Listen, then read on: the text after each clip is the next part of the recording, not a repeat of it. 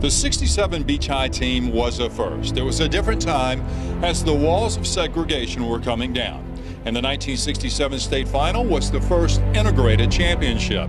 It's always good when you're the first. That's always the best.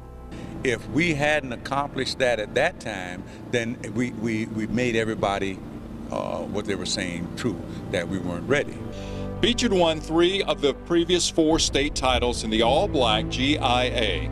Now, that league and the GHSA were one, playing together all season, and the players knew the significance of what was happening. But we knew what was going on. We knew that certain places we could go and certain places we couldn't go. We know that there were black schools and there were white schools. We had not just our school, but we had our whole community.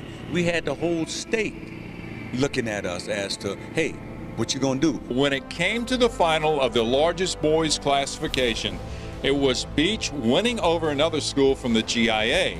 Looking back, these players feel that integration on the court helped pave the way in the schools. There's no difference in talent when it comes to color. When we got out there and we showed our character and the white kids showed their character, I think people in the stand realize it's gonna be all right. We had a chance to catch up with Savannah's Brian Harmon today. Harmon working on his game. Specifically, he's trying to work on moving the ball from the left to the right. Head coach Mark Rick has talked about how this is a special group of seniors. One player who will be playing his final game here in Orlando, that is former Savannah Christian standout Jamie Lindley. He had chances to go to other schools coming out of high school. The field for the RBC Heritage is a strong one this year. 9 former champions are here, and that includes the last back-to-back winner in Boo Weekly. He feels like he can gain some confidence from a place where he's been successful. The Augusta National Golf Club, the USGA, and the PGA of America are all concerned about the growth of the game. Matter of fact, there's been a 30% decline in junior play. The hands may be a little more worn and weathered, but the swing is still as sweet as a glass of Southern iced tea. At 85, Savannah's Hobart Manley can still play the game of golf. Is it a big deal when you shoot your age? Gosh, Ken, at 85, as long as I've been playing, I've always said if I couldn't shoot my age, I'd just have to quit. After attending the University of Georgia, he began a stellar amateur career. I went to my father once and said the Spalding Golf Company had offered me some money to turn professional, and he said, no, it won't work. He said, it's no money in it, and this was like 1950. Manley played in 6 U.S. amateurs, 2 French amateurs, and 3 British amateurs. He won the 1954 Southeastern PGA Open, but his biggest win came at Pinehurst, a title that bears the great names like Davis Love III, Francis Ouimet, and Jack Nicklaus. The North and South, which was the first really big tournament that I won. I then knew, as you asked the question earlier, that I could compete with that group of players and I could compete anywhere as an amateur. Anytime anybody won anything at Pinehurst, it was a big deal. But the North and South Amateur, which the Tufts family and Donald Ross nurtured, it became one of the top amateur tournaments in the country. And after all these years, Manley still has no regrets with his decision to not turn professional. No, I wouldn't have changed anything. You know, what I did or didn't do.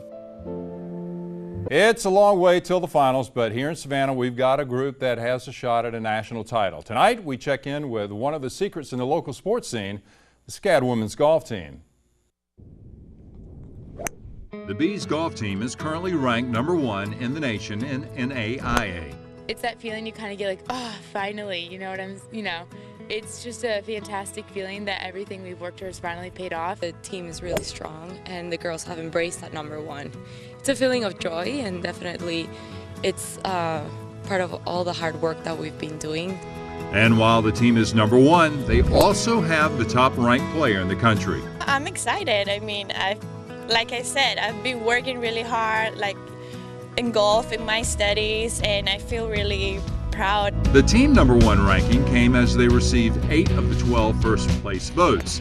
but the team will tell you the secret is in the dirt, as in a lot of time on the range and on the course. Everyone inside has an inner push because we want to be that good and we want to keep staying at number one and we want to keep winning. They're all competitive girls. I think it's hard to go to SCAD and not be competitive as a person just with your major and wanting to be successful at that. So that translates pretty naturally to golf.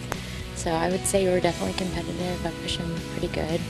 There's also great incentive knowing they came so close last season, missing out on a championship by only 2 strokes.